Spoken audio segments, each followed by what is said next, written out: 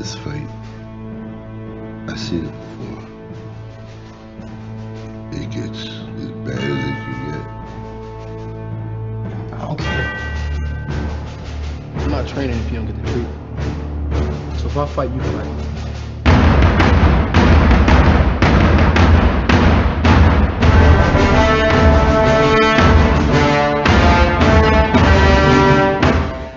Salut à tous, c'est Nounan, j'espère que tout le monde va bien.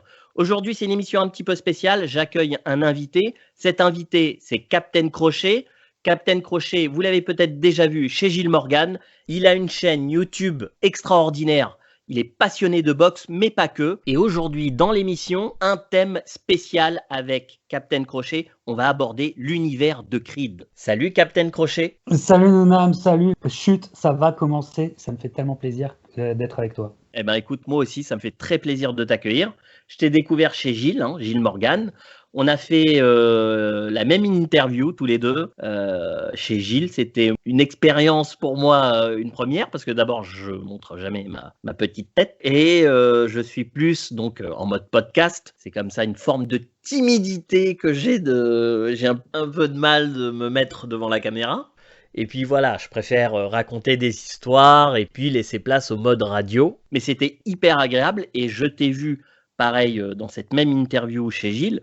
Et je t'ai trouvé super intéressant, très passionné, très réfléchi sur les sujets que tu abordais. Ton univers m'a beaucoup plu. Et comme j'adore la boxe, enfin surtout quand j'étais plus jeune, parce que c'est un univers très cinématographique, mais pas que. C'est un univers qui me plaît énormément parce qu'on peut imaginer beaucoup de choses de la vie de ces personnages. C'est des personnages qui conviennent très bien au roman. C'est des personnages qu'on peut romancer. Et dans l'univers du cinéma, il y a de très beaux films de boxe sur des personnages, sur des boxeurs, mais ça ne parle pas que de sport, que de boxe. Et c'est ça qui m'intéresse. Oui, tout à fait. En tout cas, c'est réciproque, Nounam, parce que moi aussi, et on va donc le remercier, je t'ai découvert grâce à Gilles Morgan. Vous pouvez trouver sa chaîne YouTube facilement et nos interviews là-bas. Et j'ai fait j'ai fait le même chemin que toi pour moi. Je suis allé de ce pas sur ta chaîne et j'ai découvert une super chaîne. Je te félicite pour ce que tu fais. C'est gentil, J'ai beaucoup apprécié tes choix de films. Je me suis retrouvé, je me suis dit, tiens, on partage les mêmes choix, notamment Runaway Train. C'est une vidéo que j'ai trouvée super de ta part et que je recommande à tout le monde. Eh ben écoute, merci, ça me touche beaucoup, c'est gentil. J'essaye effectivement de partager des films qui sont peu dans l'actualité, des films qui m'ont vraiment touché. Et donc, Monsieur Chut, ça va commencer. Je suis là pourquoi? Ouais, non, mais c'est bien, on continue à parler de ma chaîne. Non, mais je trouve que c'est pas mal. Non, et donc on s'est contacté pour faire une émission ensemble et je cherchais un film autour de la boxe et tu m'as proposé l'univers de Creed. Tout à fait. Et moi, tout de suite, j'ai dit banco parce que j'adore Creed, j'adore l'univers de Creed. On est tous les deux des grands fans de Rocky, je pense. Tout à fait. Oui, oui. Et le spin-off qu'ils ont fait avec Creed, qui est sorti d'ailleurs en 2015, c'est-à-dire presque 10 ans après le dernier Rocky Balboa, c'est quelque chose qui a marqué beaucoup de gens, dans la jeune génération comme dans l'ancienne, les fans de Rocky. Oui, totalement d'accord avec toi.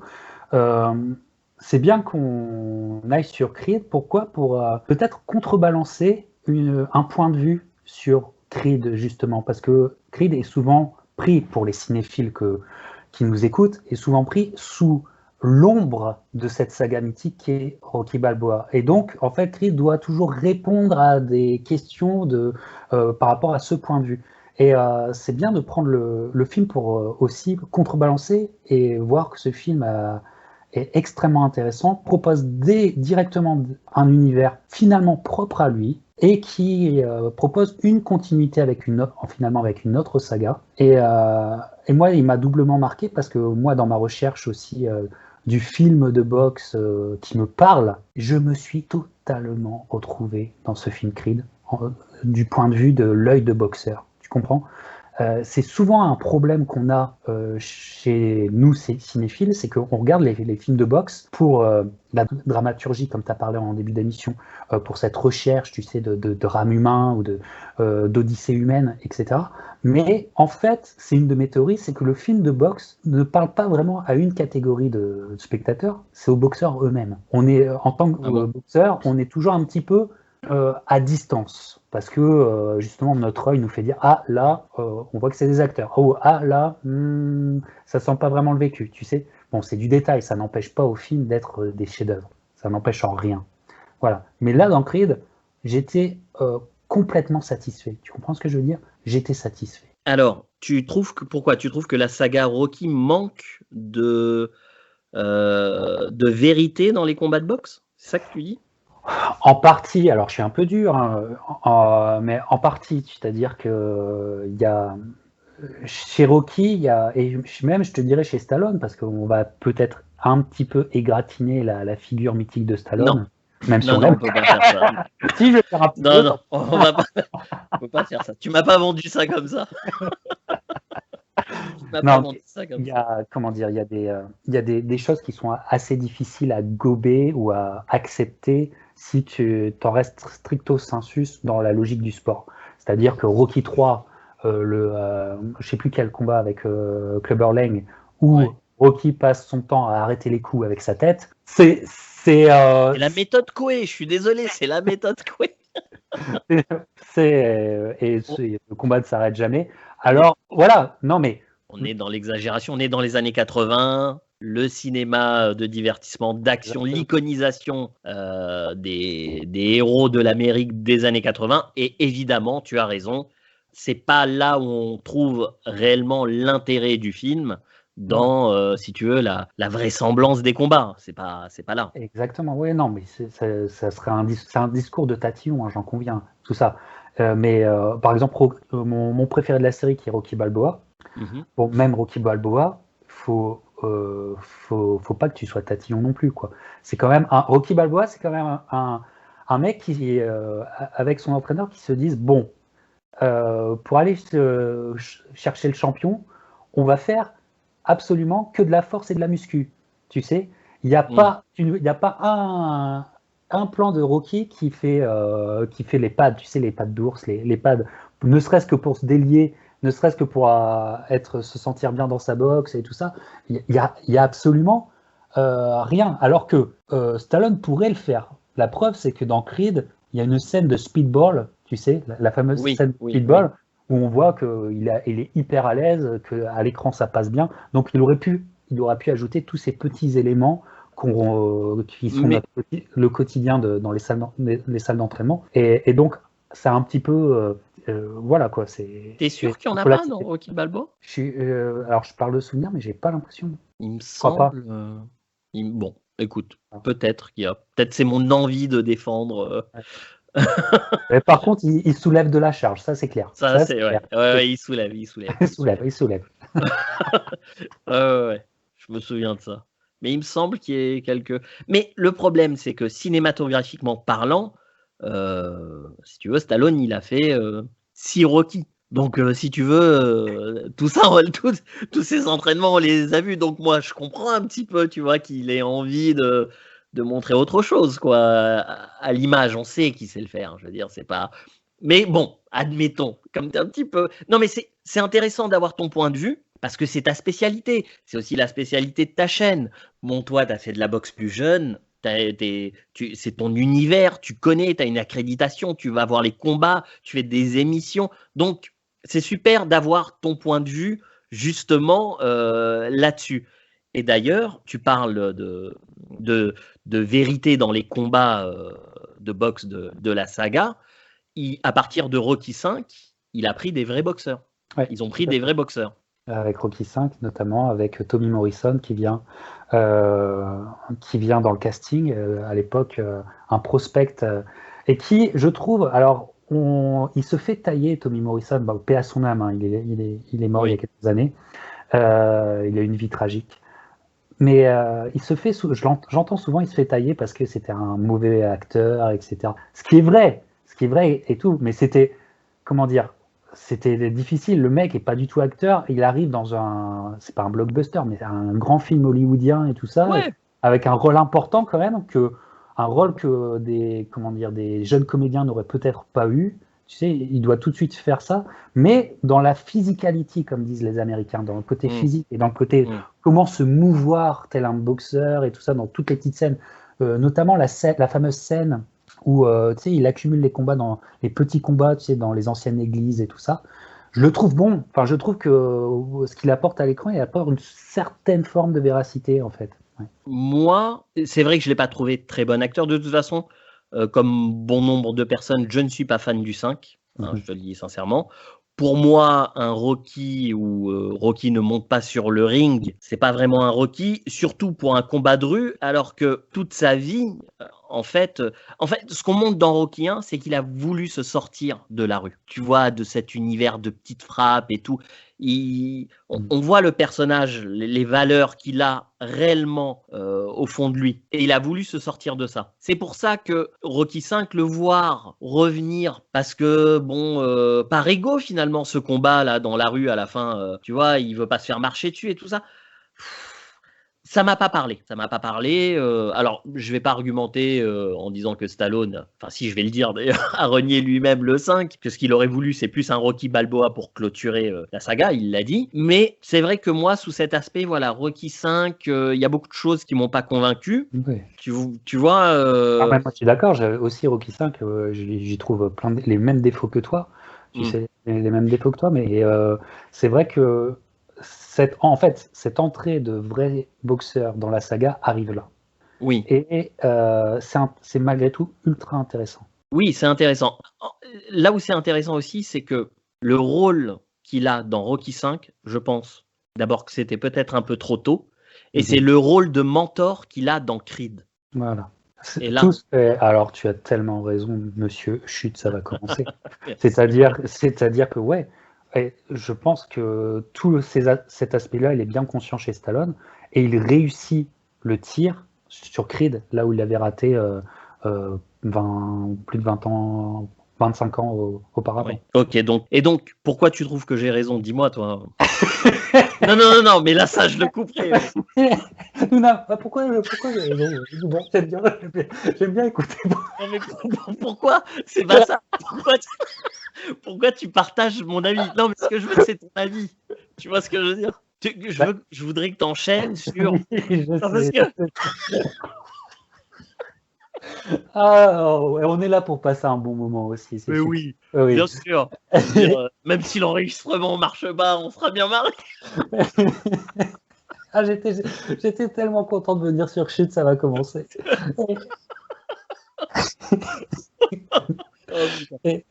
Alors, pour reprendre très sérieusement, je peux être que d'accord avec toi parce que, en fait, il avait besoin d'avoir plus d'âge. Je suis d'accord.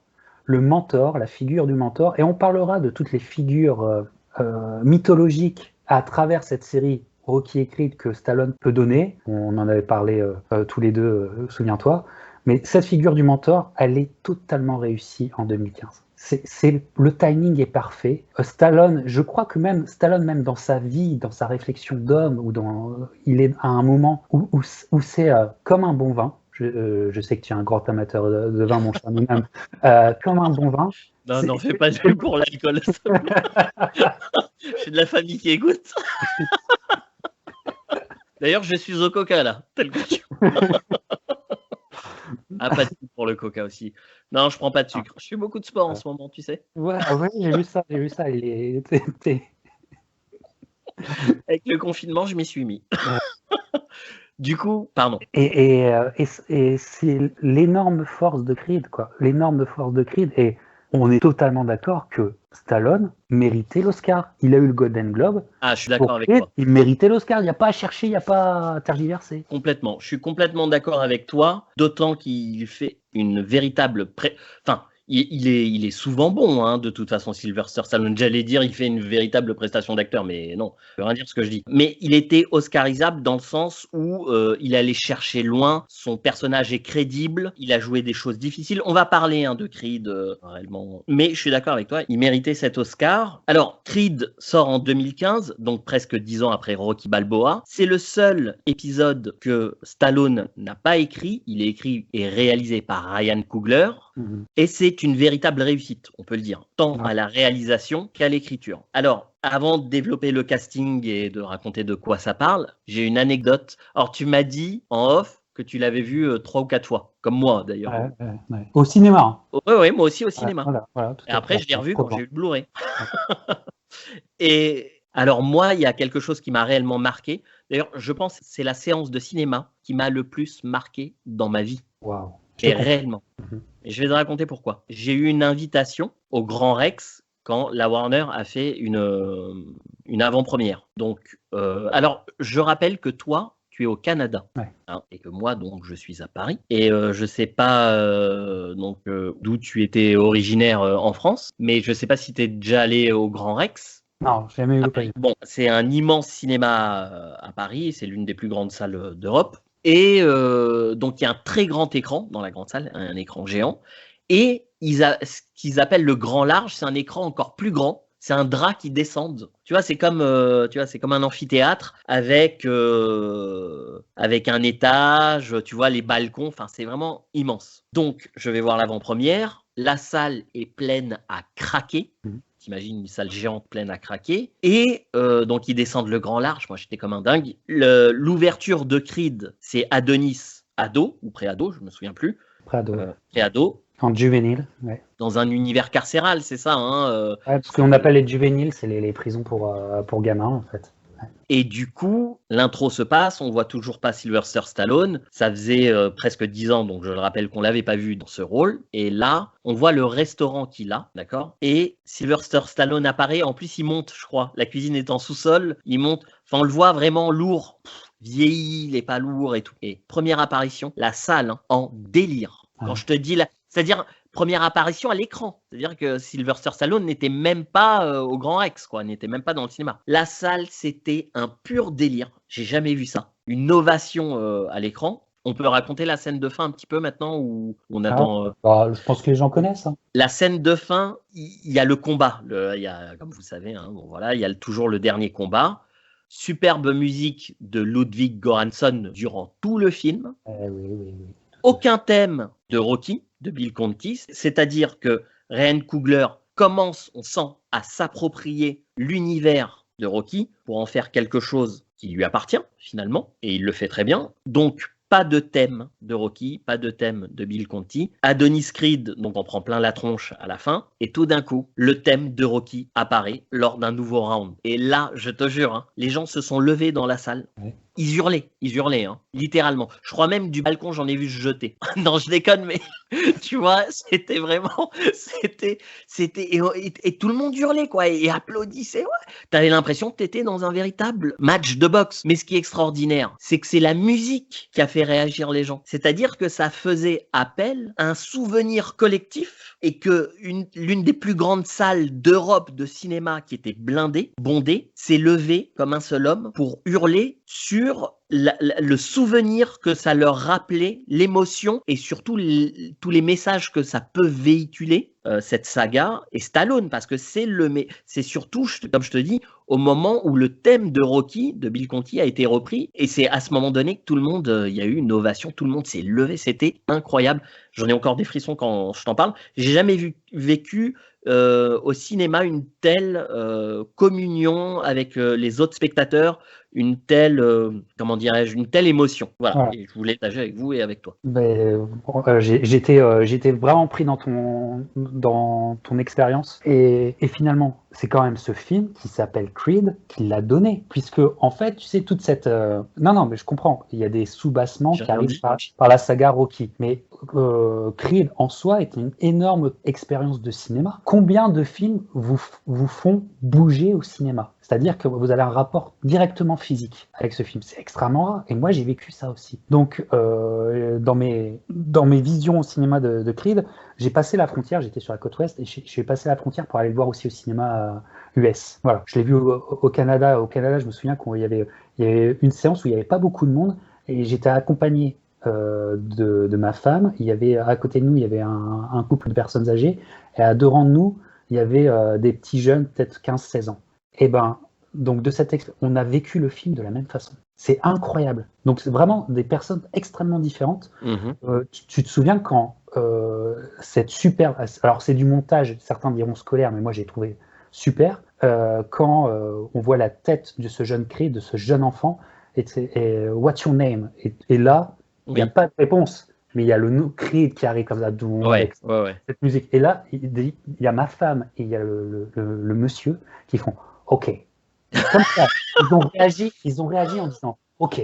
C'est comme dire OK. Ça, je m'attendais pas que ça soit à ce niveau-là dès le début. Je vois ce que tu veux dire. Et voilà. Et donc, et on a tous, donc les trois générations différentes, on a tous pleuré à cette montée des marches. On n'en dit pas plus, mais vous savez très bien de quoi je parle. On a tous pleuré. Et on s'est même pas caché. Par contre, aux États-Unis, tu vois, la dinguerie que j'ai vécue, là, c'était Bondé, un peu comme toi. C'était une plus petite Sac Le Grand, avec ça, c'est sûr. Mais Bondé est un public plutôt jeune. Et quand il y a cette séquence de training montage qui arrive, et que là, Creed est en train de courir dans les rues de Philadelphie, je pense que ça devait parler déjà à pas mal de gens. Mais là, il y a Meek Mill, tu sais, qui commence son rap. Tu sais ? Oui. Et là, j'ai vu des pop-corn voler et j'ai vu des gamins danser des mouvements de hip-hop là et tout. Ils se sont levés de leur siège et ils dansaient parce que Meek Mill, à ce moment-là, il est énorme. Il est assez énorme. Moi, je ne connaissais pas, mais j'ai connu grâce à ça. Il est assez énorme. Et donc, tu vois, c'est un film à réaction en fait. C'est un film à réaction et selon l'âge, tout ça, mais tout le monde a eu une réaction ou des réactions par rapport à ce film. Et en cela, ça sort de l'ordinaire. C'est pas ordinaire de vivre des choses comme ça au cinéma. Alors, avant d'approfondir, on va faire juste un récap. Oui. Pour se remémorer, pour ceux qui n'ont pas vu et qui veulent juste écouter l'émission comme ça. Il faut savoir donc que Creed, c'est un spin-off de la saga Rocky, souvent caricaturé et décrié, à tort, évidemment. J'en ai un petit peu parlé dans ma précédente émission en parlant de Copland et cette super prestation que Sylvester Stallone nous livre. Et donc, Creed est le spin-off de l'univers de Rocky et relate l'histoire du fils d'Apollo Creed, donc premier adversaire de Rocky, puis meilleur ami par la suite de Rocky, qui décède sur le ring dans Rocky IV. Dans les bras de Rocky. Dans les bras de Rocky, qui s'en veut de ne pas avoir jeté l'éponge à temps contre Ivan Drago, interprété par Dolph Lundgren, la machine russe. Creed reprend donc l'histoire du fils d'Apollo Creed, donc Adonis Creed, qui a certaines difficultés dès son plus jeune âge, de comportement, de violence, et en grandissant, il fait des combats amateurs, c'est ça ? Alors non, en fait, c'est pas des combats amateurs, c'est des combats clandestins, en gros. Il fait des combats clandestins. Et en fait, c'était pas véritablement clandestin, c'est-à-dire que comme on comprend que en gros, il n'a pas de structure autour de lui. Il fait un peu sa carrière tout seul. Je pense qu'il s'auto-manage, tout ça.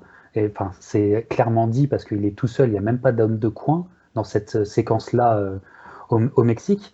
Et en fait, il accumule des petits combats. Mais comme il est bon, en fait, il accumule des victoires. Et au Mexique, c'est connu que c'est beaucoup plus simple d'avoir un combat. Tu sais, c'est beaucoup plus simple, c'est beaucoup moins regardant et tout ça. D'ailleurs, anecdote pour rebondir sur des histoires de boxe, il y a un petit prodige actuellement qui s'appelle Devin Haney, qui peut faire une très belle carrière. Moi, j'aime beaucoup.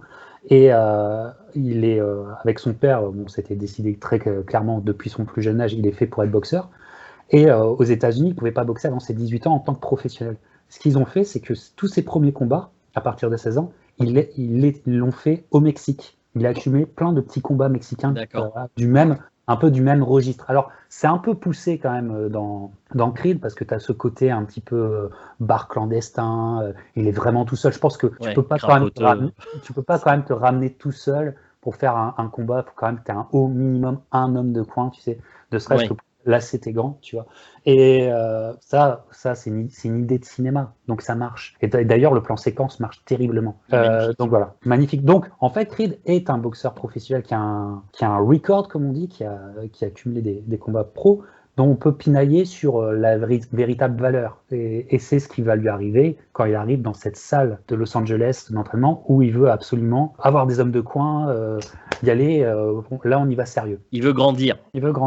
Mais encore une fois, ça m'a énormément parlé. Je rebondis. On va tout de suite sur cette scène où... Vas-y. Pardon. Moi, je voulais juste que tu termines avant, s'il te plaît. Je ne sais pas si c'est de ça dont tu allais parler. Je veux juste que tu termines le parcours d'Adonis quand il va rencontrer Stallone. D'accord. Donc, en fait, ça rejoint ce que je voulais dire. Enfin, Rocky, pardon. C'est vrai qu'on En fait, ce que ça retraduit bien, et pourquoi Creed, à mes yeux, parle beaucoup plus à tous ceux qui ont un petit peu navigué dans le milieu de la boxe, qui en ont fait, ou qui ont, je sais pas, voulu être manager et tout ça. Pourquoi ça nous parle tant? C'est qu'ils arrivent à toucher des sentiments qu'on a tous eus. Donc, Adonis, en fait, est en train de passer à côté de sa carrière. Il le sent bien. Il n'a pas de structure, il n'y a pas de manager et tout ça autour de lui.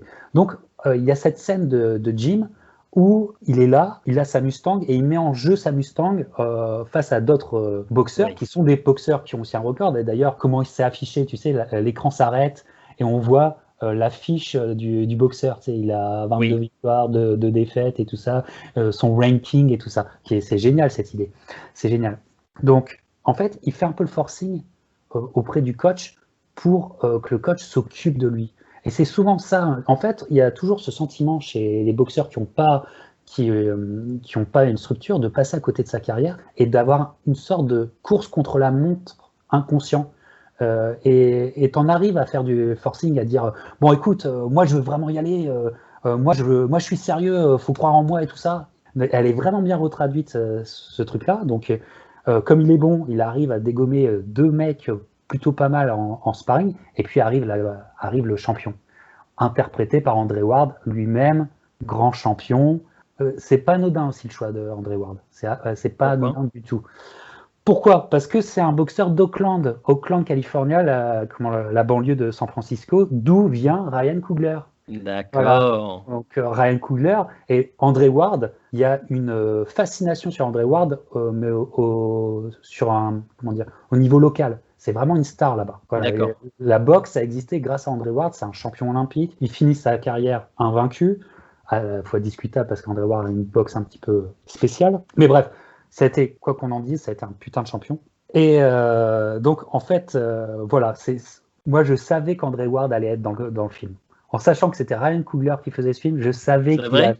Je me dis, c'est où il y a un caméo, et il a un rôle important, et donc il remet Adonis à sa place, et ça c'est un truc vécu aussi. Ça, on l'a tous vécu, se faire remettre à sa place par un vrai bon boxeur qui te dit arrête de gueuler, ici c'était chez moi, et là c'est mon coach, et il s'occupera de toi quand on aura le temps. C'est clairement ça. Donc en fait, par son attitude, Adonis, il est brûlé, comme on dit, il est mis de côté. Donc en fait, c'est un exil. Il faut qu'il s'expatrie, d'où l'idée d'aller chercher Rocky. Rocky, coach, le père de substitution, la curiosité aussi pour lui, puisque le grand ami de son père, celui qui a vaincu son père, celui qui est devenu son meilleur ami, celui qui n'a pas jeté l'éponge à temps, celui dont le père est mort dans les bras donc de Rocky. Donc il y a une charge émotionnelle très forte lors de cette rencontre. Donc il va le voir dans son restaurant. Voilà.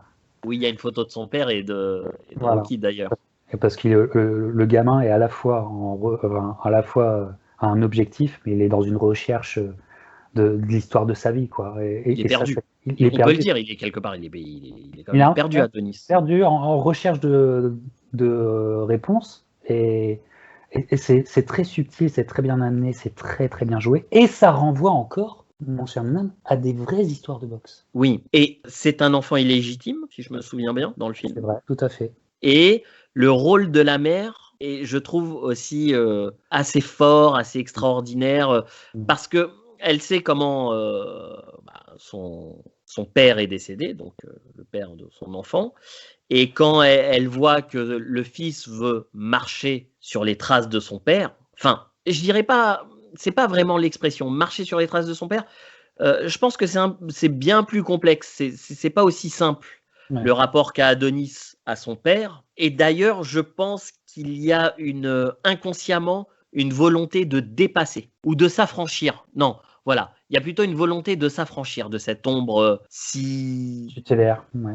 voilà, exactement. Et donc cette rencontre avec Rocky pour lui demander de l'entraîner, moi je la trouve magnifique. Parce qu'elle est à la fois tendre et virile. Tendre et viril, voilà, il a des sentiments assumés chez des hommes qui ont un parcours quand même de vie assez rude, quoi, qui ont surmonté des épreuves. Et alors ce qui est étonnant, c'est que dans la caricature qu'ont les gens de ce type de film, en fait ça parle à tout le monde. C'est comme Rocky, l'original Rocky 1. C'est un film de boxe. C'est vrai qu'il y a des plaisirs coupables dedans. C'est avant tout une histoire d'amour. D'ailleurs, quand tu vois la fin de Rocky 1, c'est avant tout une histoire d'amour. Et là, pareil, on traite de thèmes dans Creed aussi forts que dans Rocky, je trouve, dans le premier, qui vont nous emmener à une émotion, personnellement, à laquelle je ne m'attendais pas du tout. Donc, on continue à raconter. Voilà, Adonis rencontre Rocky, il lui demande de l'entraîner. Évidemment, bon, Rocky refuse au départ. Vous vous en doutez, sinon il n'y aurait pas de film. Finalement, Rocky va finir par accepter et il va se passer quelque chose durant le film auquel on ne s'attendait pas du tout. Tu sais de quoi je parle? Oui? Vas-y. Alors, 100% spoil, hein. Ceux qui veulent maintenant reprendre après avoir vu Creed qui n'ont pas vu, 100% spoil.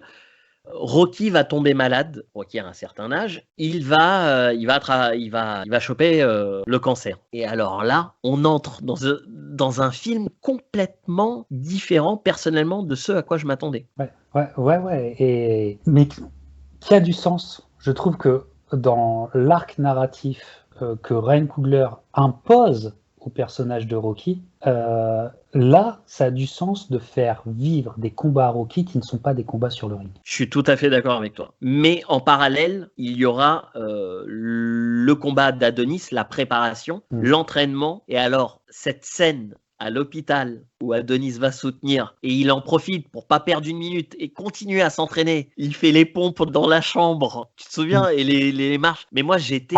Avec un Stallone qui joue le Rocky, qui, pour mieux combattre la maladie, lui aussi est focus sur le combat. Je pense que ça l'aide. Mais parce complètement. C'est très intelligent ce que tu viens de dire. Exactement. C'est exactement ça. Vas-y, pardon. Et parce qu'il est en train déjà d'être dans la stratégie, dans le game plan à faire contre Ryan Conlon, le grand adversaire. Et en plus, je te dirais que dans le film, la maladie de Stallone arrive. Il y a un timing qui est vraiment parfait dans ce film. Elle arrive au bon moment. Parce que le film a laissé le temps aussi à Adonis et Rocky de créer un lien fort. Un lien. Et ça, pour moi, c'est je dirais pas le cœur, peut-être le cœur du film. Moi, j'adore énormément ces 30 minutes où il y a cœur dans le film. il y en a tellement de cœur, c'est vrai. Vas-y.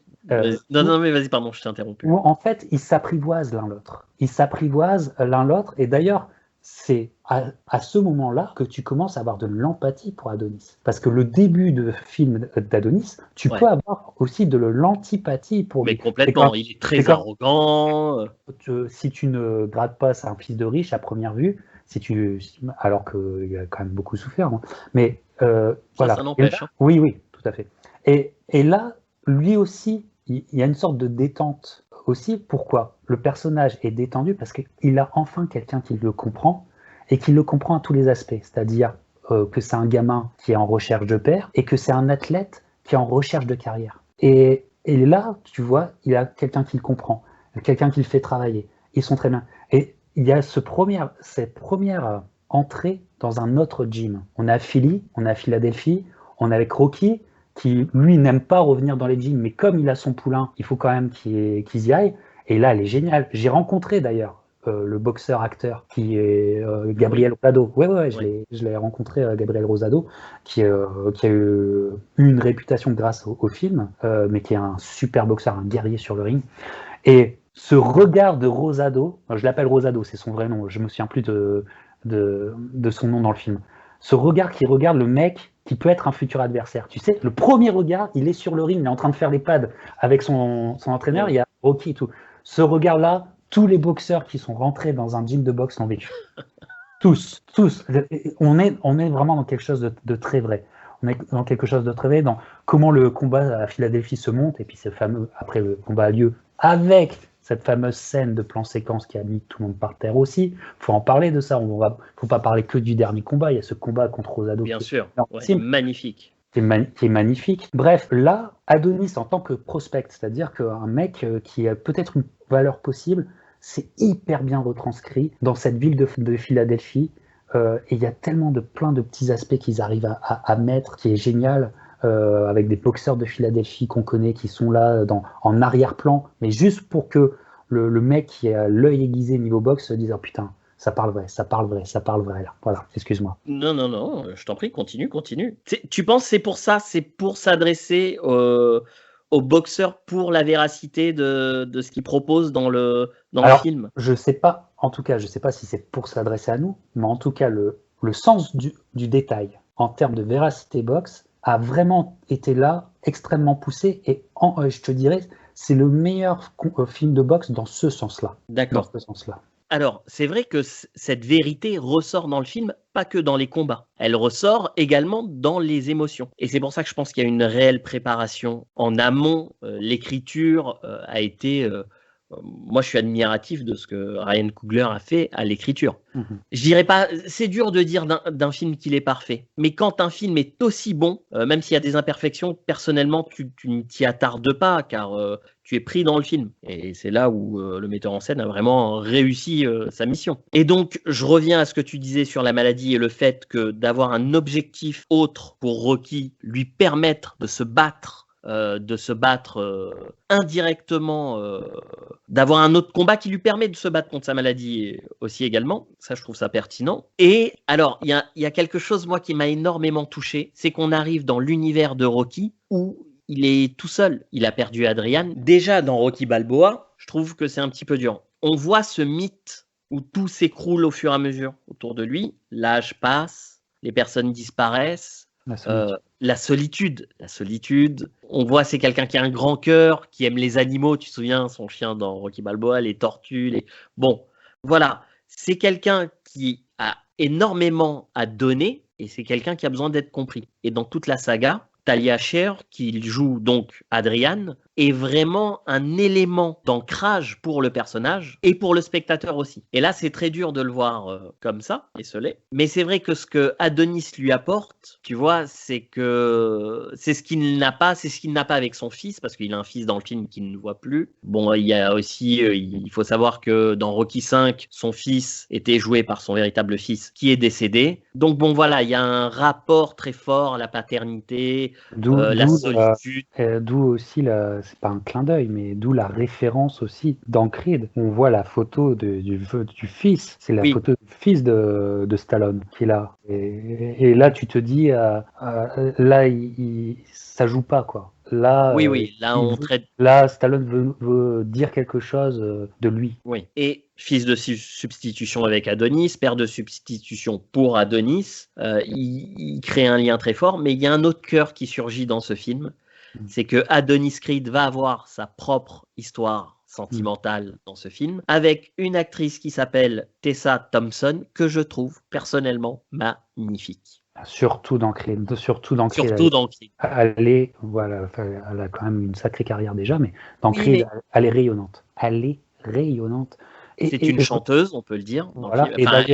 C'est une artiste chanteuse qui se produit dans des bars, qui n'a pas encore émergé, et elle a un handicap. Et ça, je trouve ça hyper intéressant. D'ailleurs, pour te dire que ce film a été pensé, mais véritablement pensé par Ryan Coogler, qu'on n'est pas sur il l'a réussi de façon, c'est pas un paquet surprise, tu vois. C'est pensé, mais tellement en amont ce film, qu'il faut au moins respecter ça. C'est-à-dire que quand Tessa est castée, et je crois qu'elle est castée peut-être la première du casting, elle va tout de suite travailler avec Ludwig Göransson pour composer les 3 chansons du film qu'elle va chanter elle-même. C'est-à-dire que c'est elle qui chante. Il y a Brief notamment, qui est une super chanson. Magnifique, Tout ça, c'est magnifique. magnifique. Et en cela, tu vois, il y a une implication de tous les acteurs. Bon, Adonis, enfin Michael B. Jordan, c'est normal que physiquement, là, il fallait qu'il donne tout, quoi, le mec. Et tout. Stallone aussi, il y a une implication. Et Tessa, pareil. Elle est rayonnante. Et après, c'est un film de mise en scène aussi. Alors certains, encore une fois, certains diront ouais, mais c'est de la mise en scène facile. Bah non. non. Quand Adonis est dans l'univers de j'ai oublié son nom de personnage. Dans l'univers de Adonis Tessa. Creed. Oui, mais le personnage féminin, son prénom, j'ai oublié. Ah oui, du coup j'étais sur l'actrice. C'est pas grave, on va dire Tessa comme ça. Quand Adonis est dans son appartement, qu'il découvre son univers, qu'il écoute sa chanson, il est à côté d'elle. Ah, elle est belle cette scène. Qu'ils ont la tête à l'envers, eh ben oui, c'est peut-être littéral, mais ça marche du tonnerre. On comprend, voilà. Et c'est d'ailleurs, c'est dans cette décennie 2010, Bianca, voilà, dans cette décennie 2010, une scène d'amour qui naît. Bah, je vais te dire, cette scène-là, j'en vois pas d'autre. Je suis d'accord avec toi. Et je trouve le handicap, on va le dire qu'elle a, c'est elle perd au fur et à mesure l'audition. Voilà. C'est inéluctable, elle finira par perdre l'audition. Ouais. Totalement. Voilà. Ouais. C'est très beau tout ce qui est développé autour de ce personnage, qui est très fort finalement. Elle a appris à se battre. Et Adonis, lui, c'est l'inverse, c'est-à-dire qu'il a une fracture, mais qui est profonde, mais qu'on ne voit pas. Et il a un corps, tu vois, presque parfait, d'athlète et tout ça. Et d'ailleurs, il ne veut pas le montrer. Cette blessure, il a du mal à l'assumer. Alors que elle l'affirme. Et je trouve que ce couple, la façon dont ils vont se réparer, parce qu'elle aussi, elle a besoin de rencontrer quelqu'un. Hein, faut pas dire, elle a beau avoir l'air très forte comme ça, il n'en est pas moins qu'elle est seule. Et c'est très bien. C'est encore mieux même quand on est deux et qu'il y a quelque chose qui se passe. Donc, voilà. Et moi, ce film, il traite de tellement de sujets. En off, tu m'as dit un truc. Alors, bon, j'ai réagi un petit peu avec le cœur d'un enfant, hein, j'ai envie de dire. Tu m'as dit, pour moi, Creed surpasse Rocky. Oui, alors je comprends. Et je veux pas faire de la peine à personne, mais... Non, attends, on est des adultes. Et à mes yeux, Creed surpasse Rocky. Alors, ça sera difficile à tenir pour certains, mais je le pense sincèrement. Aussi parce que Creed me parle aussi. Je n'étais pas né quand Rocky est arrivé, et que certainement, si j'avais vécu Rocky à mon âge, en allant au cinéma et tout ça, certainement que j'aurais un autre discours aussi. Ça, j'en conviens. Tu blagues, j'ai pas vu Rocky au cinéma, moi. Ouais, mais je sais aussi. Donc, mais... tu vois, mais si. Est-ce que je peux... Parce que tu dis que là, tu es sur un sujet ultra pertinent. Tu veux qu'on l'aborde plus tard? Justement, comme j'y pense, j'aimerais bien le dire tout de suite. Bien sûr. C'est que là encore, tu es sur le cœur du film. C'est-à-dire qui on est vraiment, ce qu'on cache, et surtout où les blessures, ou vraiment ce qu'on doit travailler pour devenir une femme ou un homme. Tu reviens sur la relation d'Adonis et Bianca. Voilà. Parce que pour Adonis lui-même, alors que Bianca, elle, bien sûr, toutes ses failles, enfin, toute sa recherche intérieure, elle le passe par la musique. Et c'est bien retranscrit d'ailleurs. La scène de concert, tu sens ça. Tu le sens. Complètement. Voilà.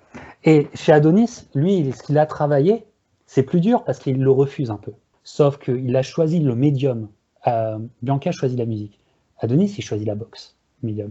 C'est-à-dire qu'il choisit l'enfer. C'est-à-dire que ça va, tu vois, il va avoir mal. C'est un purgatoire.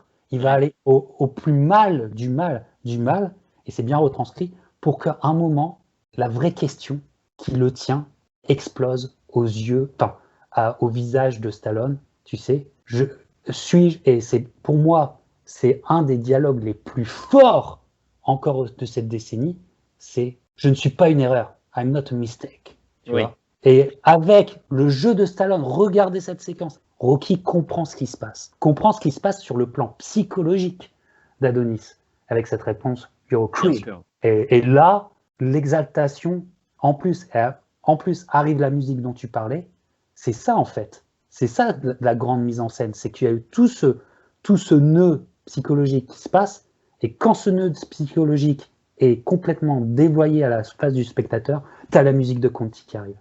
Et là, moi, je dis c'est grand. C'est un travail de réparation qu'il fait Adonis. En s'en prenant plein la gueule, il fait un travail de réparation. Mais Il va creuser quelque part. il va creuser, c'est ça. L'expression, c'est dig deep. Et c'est une expression en boxe. C'est-à-dire que quand tu travailles ton adversaire au corps, et vraiment, tu focuses sur le corps pour lui faire extrêmement mal, on dit you dig deep. Tu creuses profond dans le mec. Tu creuses profond. Et en fait, Adonis, en se battant, creuse profond jusqu'au moment où, voilà, il arrive à sortir cette question-là qui le taraude, quoi, qui l'empêche d'être bien. Tout à fait d'accord avec toi. Très belle analyse. Non, et du coup, pour revenir, sur...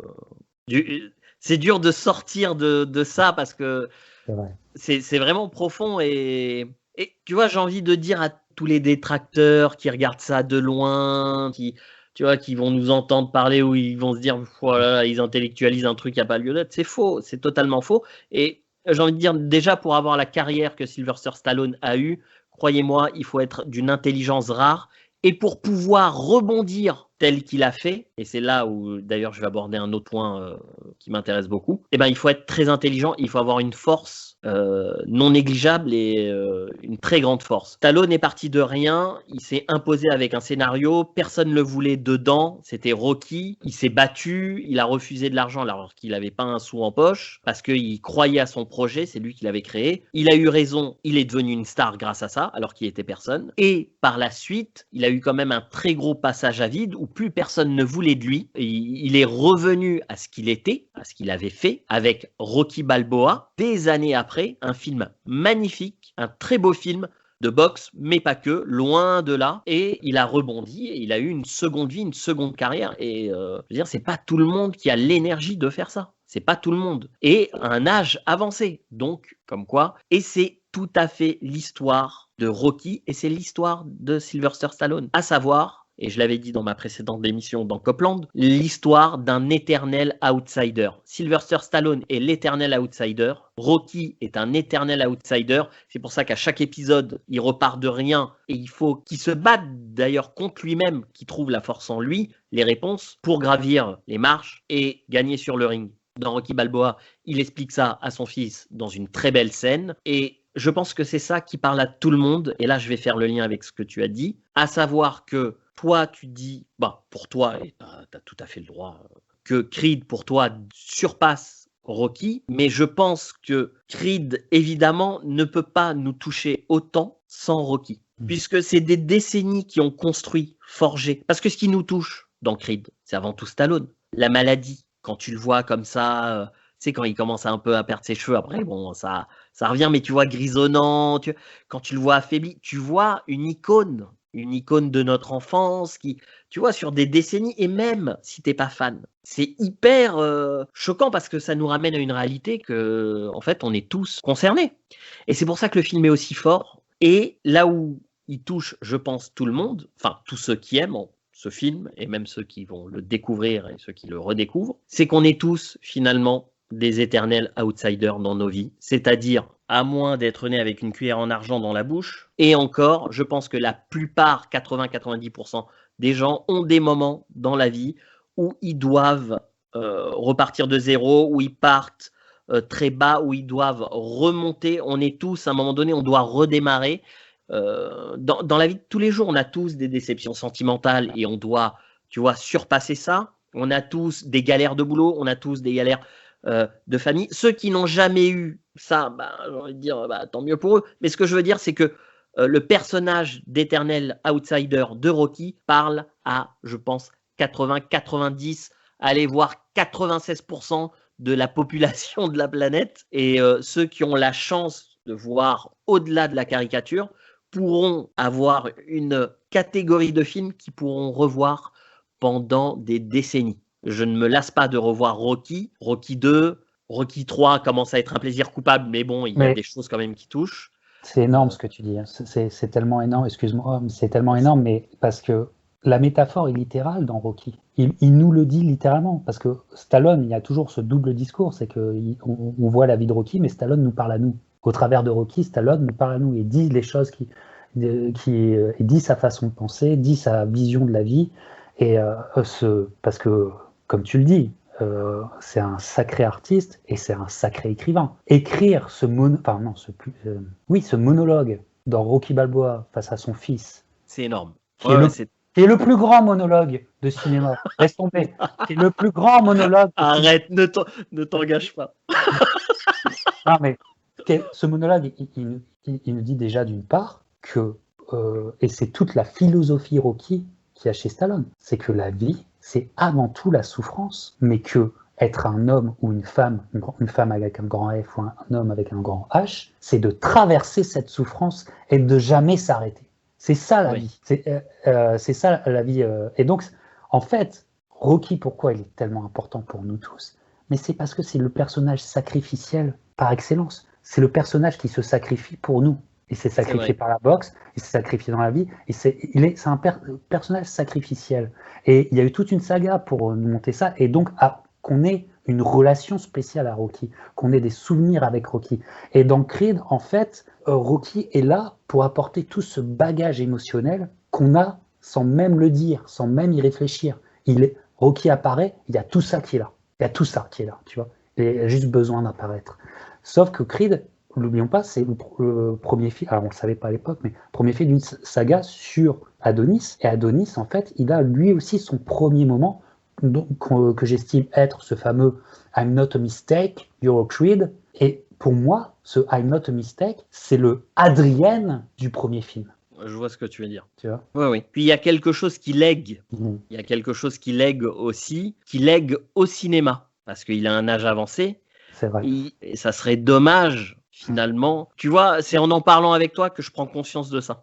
Et tu vois, moi, je rajoute. Vas-y, excuse-moi. Vas-y, excuse-moi, c'est moi qui coupe. Vas-y. Non, mais c'est quelque chose qui lègue au cinéma. Et en fait, j'en prends conscience en parlant avec toi. C'est-à-dire qu'au début, moi, je disais non. Un nouvel épisode de Creed ou quoi, sans Rocky, tu vois, un spin-off ou quoi, quelque chose qui a un rapport avec l'univers de Rocky, sans Sylvester Stallone, c'est pas possible. Mais en fait, cet univers, toutes ces émotions, tous ces messages, finalement, quand il va disparaître ou il sera plus en âge de jouer, c'est dommage que ça se perde. Et du coup, je trouve finalement à la réflexion que c'est pas si mal de léguer ça à des personnes qui peuvent en faire quelque chose. Et Ryan Coogler en a fait quelque chose d'extraordinaire avec Creed, qui est l'un des films qui m'a le plus marqué ces 2 dernières décennies. Vraiment, hein. L'émotion que j'ai eue et le plaisir de cinéphile, parce que la réalisation est sublime. Là, il y a des plans magnifiques. La mise en scène est magnifique. La musique de Ludwig Göransson est magnifique. Ouais. Tu vois, il y a des plans d'une beauté, mais c'est dingue. Et cette intelligence, moi, je suis très sensible aux saisons dans les films, quand c'est bien amené. Je sais pas si tu as écouté mon émission sur Die Hard, je sais plus. Pas encore, je me la garde justement. J'ai fait sur l'intégrale et je parle à un moment donné de, tu vois, dans le 4 et le 5, on perd un petit peu les saisons. C'est-à-dire que Die Hard 1 et 2, ça se passe à Noël, il y a la neige, on a froid, il y a un code vestimentaire, on y est, c'est immersif. Die Hard 3, New York, été indien, il fait une chaleur de malade, il est en Marseille, il sue, il y a de l'action, il galère à cause de la chaleur. Il y a quelque chose avec la saison. Creed reprend les codes de Rocky. Ça se passe en hiver, il y a de la neige, et en plus de ça, quand Rocky tombe malade, déjà, je pense que ce type de maladie, bon voilà, c'est un combat de damné, et en plus, il te rajoute l'hiver, la neige, il fait froid, c'est dur. Tu vois, et t'es plongé là-dedans. Et donc, il y a un véritable univers. Et en même temps, l'hiver, c'est un peu aussi le cocon. Tu t'habilles chaudement. Tu vois, ça reflète aussi une forme d'intimité quand tu vois les gens, quand ils rentrent dans un lieu. Tout ça, dans le film, dans Creed, je trouve que c'est vraiment très, très bien retranscrit. Et pour moi, c'est l'un des plus beaux films que j'ai vus ces 20 dernières années. Voilà, c'est ça que je voulais dire, pardon. Je suis tellement d'accord avec toi. Il y a beaucoup de choses à dire. Tu as dit beaucoup d'idées fortes. En termes de legs, justement, je suis totalement d'accord avec toi. Mais l'astérix que j'apposerais, c'est que ce leg doit être continué par Ryan Coogler. Alors, c'est une aparté, parce que il y aura Creed 2 et tout ça, Mais le fait que ça ne soit pas lui, c'est un problème parce que Creed a été tellement bien pensé, mais jusque dans les moindres détails, c'est absolument fou ce qu'ils ont fait sur la musique, même les stars qu'ils ont eu, parce qu'il y a Future qui a fait aussi un morceau. Il faut savoir que dans le film, ça, j'ai fait une interview avec un boxeur qui s'appelle Bryant Jennings, qui est de Philadelphie, qui est un ami d'André Ward, et pour cela, il connaît Michael B. Jordan. Anecdote, j'étais à un combat d'André Ward, et comme j'avais interviewé à la pesée Bryant Jennings, j'avais discuté avec lui une demi-heure, à la fin du combat, tout le monde allait à la conférence de presse, tout ça, et je marchais à côté de lui, il me resalue parce qu'il se souvient de moi, et tout, on se serre la main. À l'époque, on se serrait la main, c'est notre époque. On se serre la main, et tu sais quoi, il me fait serrer la main à qui attendait André Ward à côté de son vestiaire? À Michael B. Jordan. Donc j'ai serré la main de Michael B. Jordan, je fais et tout ça, mais j'ai simplement dit bonjour et tout ça, et j'ai rien fait de plus. Mais il attendait André Ward qui sort du vestiaire. Incroyable. Donc c'est l'anecdote, mais en tant que leg, il faut que ça soit Ryan Coogler parce que il y a sur ce qu'ils ont fait sur Creed, je parle simplement de Creed, c'est assez énorme. Et donc Bryant Jennings qui devait être dans le film, ce qu'il me raconte, il pouvait pas parce qu'à ce moment-là, il préparait un gros combat contre Klitschko. Contre Klitschko, et donc il pouvait pas. Sauf qu'ils étaient peinés de pas l'avoir dans le film, et donc en fait Bryant Jennings a joué dans le vidéoclip de Future, qui a fait un morceau soundtrack. Ils ont fait un vidéoclip, et c'est Bryant Jennings qui est dedans pour essayer de, tu sais, quelque part il est quand même dans l'univers de Creed. Oui, ça allait jusque là quand même. Ouais. Tu vois, tous les petits détails qu'il y a autour de ce film, tu peux en faire un livre tellement c'est fort. Et puis aussi, moi je suis d'accord avec toi. Creed, dans la perspective de Stallone, Creed est à rapprocher de Copland. Mais vraiment, véritablement. Pourquoi? Parce que dans Creed, c'est aussi Stallone qui nous dit « Je me délègue un peu de l'écriture, je me délègue un peu de la réalisation, et je me concentre, je me focus sur mon jeu d'acteur. » Comme il a fait dans Copland.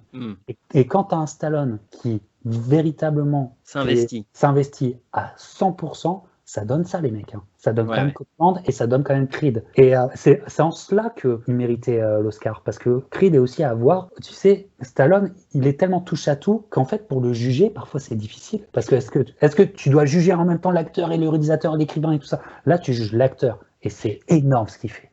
Mais tu te souviens de ce que j'ai dit dans Copland? J'ai dit, même les meilleurs, je parlais de Niro, ont besoin de quelqu'un qui doit aller là où personne ne veut aller, mais c'est aussi et ne peut aller, et c'est aussi dans la carrière de Stallone, c'est-à-dire qu'il a fait des rôles. Aujourd'hui, tu dis ouais, mais il y aurait pu y avoir un tel qui aurait joué à sa place, un tel, mais finalement non. S'il les a fait, c'est parce que ça devait être lui, et c'est tous ces films de divertissement, ces blockbusters. C'est vrai. Ces personnages d'iconisation, c'était son destin aussi finalement. Après, évidemment, c'est pas que des réussites, mais voilà, comme tu disais si bien, quand il y a des rôles où il s'investit à 100% en tant qu'acteur, ça donne Copland, ça donne Creed. Creed, après les Golden Globes, après sa récompense, tout le monde pensait qu'il allait avoir l'Oscar. Tout le monde, il l'a pas eu. Il l'a pas eu, et puisque tout le monde le pensait et qu'il a eu au Golden Globe, c'est que tout le monde pensait qu'il le méritait. Oui. Mais rien que déjà de le penser, ça réhabilite, quand tu vois un peu sa carrière, ça réhabilite Bien sûr, Nounam. Et en plus, moi je trouve que c'est extrêmement dommage pour celui qui a gagné, parce que déjà on s'en souvient plus. Exactement. On s'en souvient plus, mais si tu veux le chercher, c'est celui qui fait le pont des espions de Spielberg, l'acteur, tu sais. Non, qui fait l'espion justement. J'ai oublié, tu vois. Voilà, tu vois. Mais non, mais parce qu'on est focus sur le film. Non, mais même en termes d'Oscar, c'est l'Oscar où c'est Stallone qui aurait dû l'avoir. Ça restera l'Oscar, c'est Stallone qui aurait dû l'avoir. Tu vois ce que je veux dire? Oui. Non, mais bon, après, de toute façon, en ce moment, on parle beaucoup de Sylvester Stallone. Ouais. Et il est, je pense, un peu réhabilité dans ces vieilles caricatures qu'on avait pu faire de lui, la grosse voix et tout. Je pense que c'est dépassé maintenant un peu tout ça. Comme je disais, il faut être quelqu'un de très intelligent pour mener la carrière qu'il a menée, pour rebondir. Il a passé par des phases très difficiles, et tant professionnelles que dans la vie. Et c'est vrai que le résultat est là. Et on le voit dans Creed. Le résultat est là. C'est un grand acteur. On l'avait vu dans Copland, tout le monde l'avait salué. Et il revient en 2015 avec Creed, et c'est un très beau film, un très grand rôle. On vous le recommande évidemment. Alors, on va quand même vous parler de Creed 2. Il faut savoir que Michael B. Jordan a annoncé il y a peu qu'il allait réaliser un Creed 3, et il a aussi annoncé qu'il n'y aurait pas Sylvester Stallone dedans. Sylvester Stallone a lui-même confirmé cette information. Voilà, le leg est passé, j'ai envie de dire. Il a légué son héritage et il le lègue dans Creed 2. Alors, on va parler un petit peu de Creed 2. Est-ce que tu veux commencer ? Là encore, beaucoup de choses à dire. Alors, comment dire, Creed 2, on n'a pas je pense, peut-être toi comme moi, mais j'ai pas la même posture vis-à-vis de Creed 2 que j'ai par rapport à Creed. Creed, voilà, je le dis, c'est un chef-d'œuvre. Creed 2, alors là, je suis beaucoup plus dubitatif, là, effectivement. Creed, je pense que, ça me paraît être évident qu'ils n'y avaient pas pensé à Creed 2 quand ils ont fait Creed. Creed, je pense qu'ils se disaient, allez, on va essayer. On ne sait pas trop la réponse du public. Je ne sais pas s'ils s'attendaient à une réponse aussi positive. Donc ils se sont engagés dans un Creed 2. Mais dès les prémices de l'engagement, pour moi, c'était un peu une galère. Première chose, c'est que continuer la saga, ça vient dénaturer le sens profond de la fin du film de Creed. Alors on va y aller en spoiler, qui est une scène encore une fois plus magnifique. Ce film n'a que des scènes magnifiques de toute façon. On touche encore une fois au sublime. On revient sur les marches mythiques de Philadelphie qui ont été souvent montées par Rocky pour ses entraînements. On revient là et ils reviennent d'Angleterre après ce fameux combat. Et presque pour le plaisir, Adonis et Rocky vont monter ces marches, vont faire cette fameuse montée de marche. Et l'intérêt, c'est simplement de la faire. Encore une fois, on est dans l'esprit Rocky, tu vois. Il faut on va traverser l'effort. Et en fait, symboliquement, c'est tellement énorme cette scène, avec surtout le plan final qui est quand même... Oui, Adonis qui met la main sur l'épaule de Rocky en haut des marches. Et le film se finit comme ça, c'est magistral. Il y a quelque chose dans ce plan, je vais te dire, non mais c'est pas ça, au-delà de la symbolique, dans tous les Rocky, tu regarderas, il y a quelque chose que j'adore dans la mise en scène, c'est un arrêt sur image et un zoom. Dans Rocky 2, il a Mickey, quand il gagne le combat, il a Mickey dans ses bras, il y a un zoom sur le visage, c'est sublimissime. Alors moi j'avais les larmes aux yeux dans Rocky Balboa, tu te souviens du résultat, la fin il s'en va, il y a une ovation du public délirante. Il passe sa main comme ça en hauteur des gradins en rentrant dans les vestiaires et il y a une main de spectateur qui le happe, il la tient. Il y a un arrêt sur image comme un au revoir au public et il y a un zoom. C'est d'une beauté, c'est d'une simplicité, c'est d'une beauté. Alors je voulais juste finir sur mon idée, c'est que cette scène de montée de marche de la fin de Creed 1, elle est magnifique. Imaginons qu'il n'y aurait pas eu de Creed 2, que ça serait arrêté là.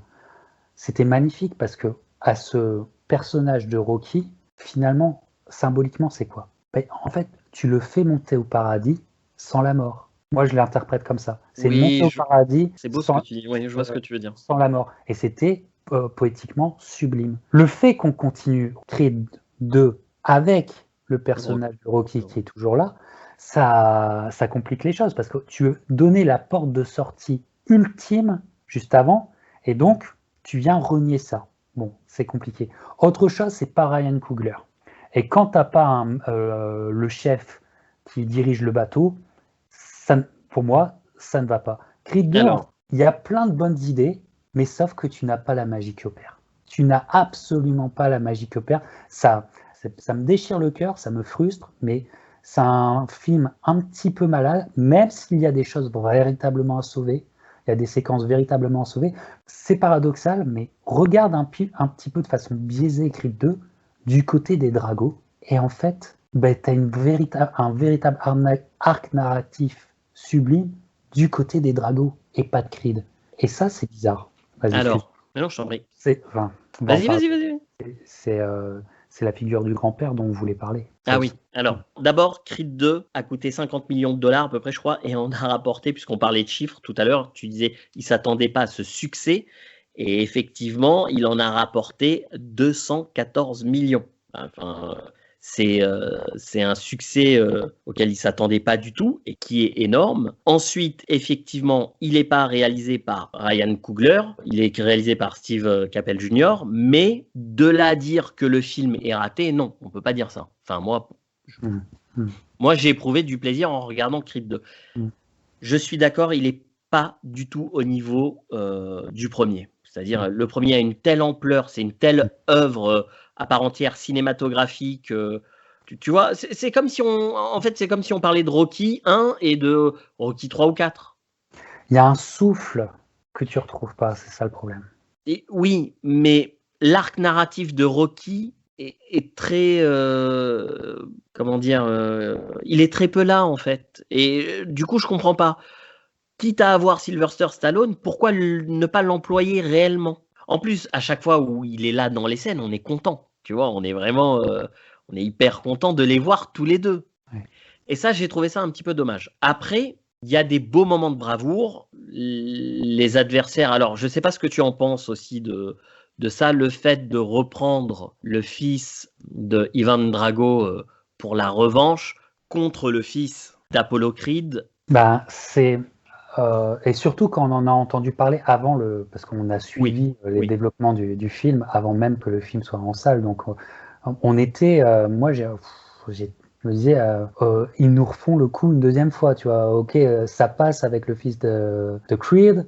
Maintenant, le fils de Drago. Est-ce que tu as éprouvé du plaisir à voir Creed 2, quand même, réellement? Par séquence, oui. Par séquence, pas dans l'intégralité de. En fait, tu sais, j'avais ce sentiment.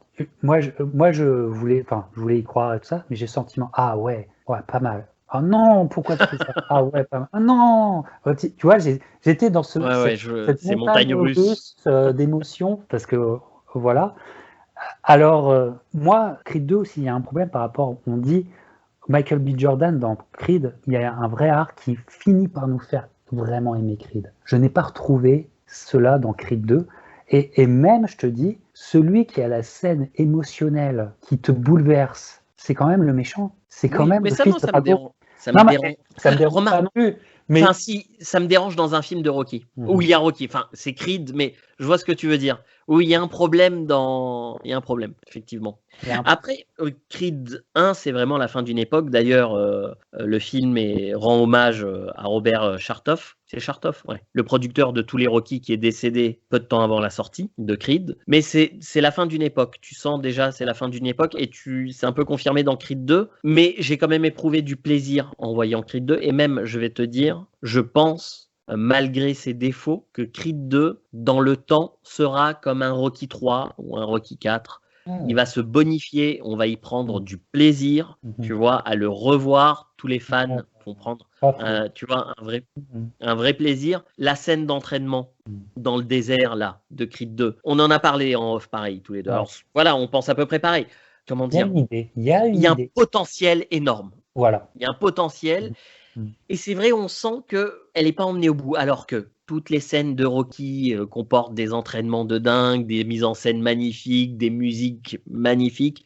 Creed, c'est vraiment extraordinaire ce qu'ils réussissent à faire avec les scènes d'entraînement, et il y en a plusieurs. Hein. C'est vraiment sublime, quoi. Et là, on a une idée, mais ça va pas au bout, on a l'impression. Je l'ai revu pour l'émission. Je me suis dit, en tout cas, quand ça démarre, je me suis dit, ah ouais, il y a quand même un truc, tu vois. Alors que je n'ai pas revu Creed. Mais on a tellement Creed imprégné, si tu veux, dans notre rétine. Ça nous a tellement marqué que c'est sûr que Creed 2, quand tu le vois derrière, c'est bon, c'est un bon film, mais ça n'a pas la même ampleur. Pas du tout. Voilà.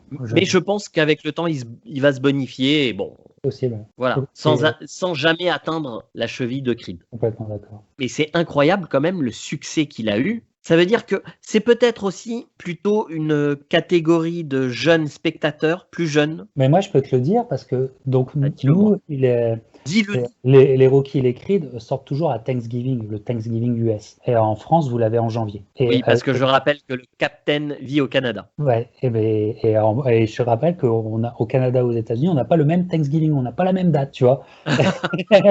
Donc, en plus, si tu es malin, si tu passes la frontière quand il faut, tu peux faire deux Thanksgiving dans l'année. Oh, Si t'aimes la dinde, ça, c'est que pour moi. Moi, je suis un grand mangeur. J'aime tout. Alors là, je veux dire, voilà. Et, là, tu m'as touché au cœur. Là. et donc moi, Creed 2, je l'attendais parce que même pour ma chaîne et tout, c'était une sorte d'avant-première que je pouvais avoir sur tout le monde et tout ça, tu vois. J'ai passé une journée complète à aller au cinéma et pas pouvoir payer de place parce que c'était complet. Et tout. Et c'était un week-end où Creed, ils ont tout explosé, tu vois. Tout explosé. J'ai fini par le voir le vendredi suivant, tu vois. Ouais, non, je suis d'accord avec toi, c'était un gros succès. Et donc, le public, il était plutôt jeune, Creed 2 ou... Ouais, je suis d'accord avec toi aussi. C'était un public... Non, ça, c'est une question que je te pose. Je ne sais pas. Non, mais oui, t'as visé juste parce que c'était entre 20 et 30 ans. D'accord. Ouais. Il n'y avait plus de personnes âgées ou même de petits jeunes de 10-12 ans dans la salle. Non, c'était que des 20-30 qui avaient certainement été marqués aussi par Creed. Et c'est incroyable le succès de Creed 2. C'est vraiment moi. Et tant mieux, de toute façon, j'ai envie de dire, tant mieux pour la franchise, tant mieux pour Stallone, tant mieux pour l'héritage de Rocky, parce que ça va sûrement donner envie aux plus jeunes de découvrir, s'ils n'ont pas déjà vu les Rocky. Et il y a vraiment quelque chose qui peut se transmettre. Et ça, moi, je trouve ça bien et je trouve ça dans l'esprit du personnage de Rocky Balboa. Tout à fait. Et dans l'esprit de Stallone, mon cher Nonam, parce que ce côté transmission, mais tu peux le lire, il y a tellement de strates de transmission par rapport à Rocky ou Stallone. Parce que regarde, Creed 3 va être fait par Michael B. Jordan lui-même. C'est-à-dire que Michael B. prend ses responsabilités comme Stallone a pris ses responsabilités dans la saga Rocky. Oui, tu vois. C'est vrai. Mais c'est un peu différent parce que Stallone est quand même à l'origine de Rocky. Oui. Il a écrit le scénario, tu vois. Mais c'est vrai que dès le 2, Rocky réalise lui-même. Ouais. Et Michael B. Jordan, c'est comme finalement, il y a une forme de logique, d'évidence dans cet héritage que finalement lui aussi en réalise un. Est-ce que tu lis pas ça comme un signe de frustration de la part de Michael B. Jordan par rapport à Creed 2? Tu vois, moi je lis peut-être un Michael B. Jordan frustré par Creed 2 et qui dit bon ok, là je prends les rênes. Écoute, si tu as l'occasion de le recroiser, je veux bien que tu poses la question. Ouais, c'est une question. Parce que c'est sympa de lui serrer la main, mais bon, la deuxième fois, vas-y, emmène-nous des infos, s'il te plaît. Non, c'est possible, c'est une hypothèse, c'est possible, c'est une hypothèse qu'on peut avancer. Écoute, je vais te dire, on le saura quand il réalisera son opus et on verra ce que ça donne, tu vois. Parce que, bon, c'est un bon acteur, très bon acteur, sans être un acteur exceptionnel à mes yeux pour le moment. C'est un très bon acteur. Je pense qu'il peut encore mûrir, faire de bonnes choses, être un très bon metteur en scène, un très bon réalisateur, c'est autre chose. J'espère qu'il va se révéler. J'ai hâte de le voir. Mais c'est vrai que ce qu'a fait Ryan Coogler sur Creed, c'est du très grand cinéma. Ouais. C'est du très grand cinéma. Et alors juste un mot pour finir avec Creed 2.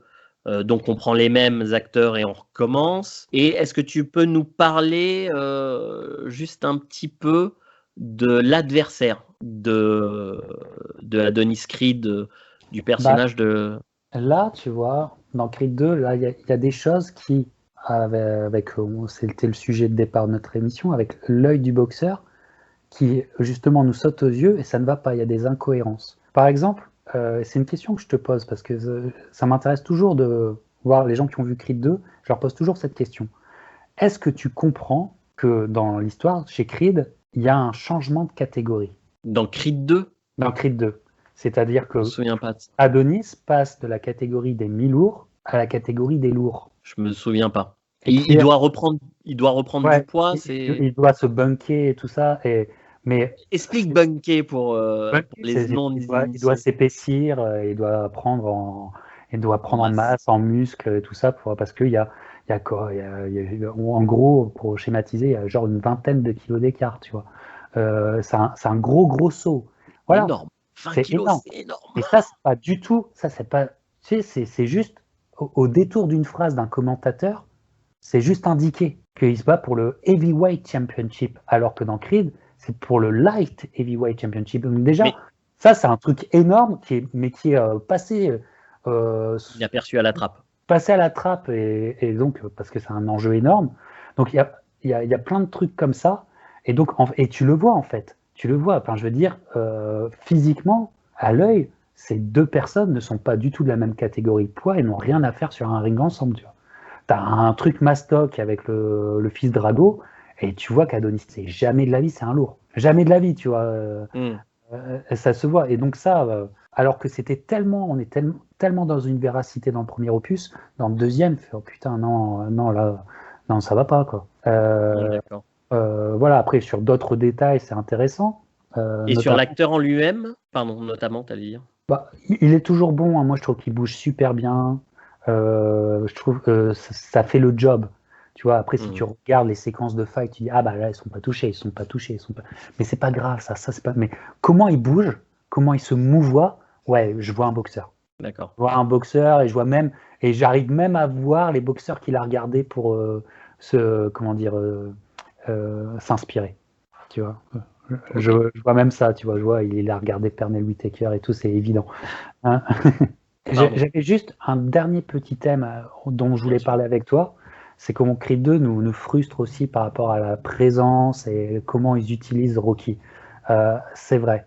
Et mais oui, quand je regarde le film et je me dis, ok, la meilleure porte de sortie, ils l'ont sacrifiée. C'est-à-dire la meilleure porte de sortie qui était donc, à la fin de Creed 1, ils ne l'utilisent pas comme porte de sortie. Ok, alors là, ça devient effectivement compliqué pour le personnage de Rocky. Et puis finalement... Tu veux raconter la fin? Ouais, c'est ça. Ouais, vas-y. Et puis finalement, je me dis que... Et je pense que c'est peut-être Stallone qui a dû injecter ça dans l'histoire. Enfin, c'est mon intuition. Quelles sont les figures, les grandes figures que tu peux faire incarner encore à Rocky et Stallone? C'est parce que c'est une vie de cinéma. Et donc, en fait, il y a eu plein de figures qu'ils ont traversées, qu'ils ont incarnées. Le jeune premier, le self-made man, l'entrepreneur, le père de famille, le mari. Toutes ces figures-là, Stallone les a incarnées. Et puis, il arrive une figure pour les acteurs qui sont dans leur fin de carrière, une figure que tout le monde n'arrive pas à bien faire, n'arrive pas à vraiment incarner. Dernièrement, je pense qu'un mec comme Robert Redford l'a bien incarné dans un petit film pour enfants qui s'appelle Elliot et le dragon, où il l'incarne. Et en fait, c'est quoi? Mais c'est la figure du grand-père. Et oui, c'est vrai que si tu es un personnage de cinéma, tu dis ça sera un merveilleux grand-père, ben c'est Rocky. Je suis d'accord avec toi. Tu vois, c'est Rocky. Et là, ça match. Et donc la fin, là, où enfin il se réconcilie avec son fils et il découvre son petit enfant qui s'appelle Logan, ça match, ça marche parce que là, il y a une dernière bonne inspiration de Stallone. Mais c'était la bonne inspiration pour essayer de rectifier le tir, tu vois ce que je veux dire? Du premier, oui. Dans le premier, dans Creed, on croit qu'il va mourir. Ouais. On croit qu'il va terminer comme Mickey, que c'est la fin. Il préfère une fin a priori. Après, on n'est pas à l'abri d'une surprise où finalement il vient dans Creed 3 malgré ce qu'ils ont annoncé. Mais ça m'étonnerait. Je pense que le scénario il commence à être ficelé là, si c'est pas déjà le cas. Bon, écoute, on sait jamais, on verra. Mais la fin de Creed 2, d'abord, sur ce que tu dis, tu as complètement raison. C'est-à-dire que je pense que Sylvester Stallone et le personnage de Rocky peuvent faire un parfait grand-père pour le cinéma. Charismatique, avec une forme de pudeur et beaucoup de choses à raconter. Et c'est vrai que c'est une bonne idée d'avoir fait cette fin. C'est une idée maligne pour rattraper le coup de ne pas l'avoir fait mourir dans Creed 1.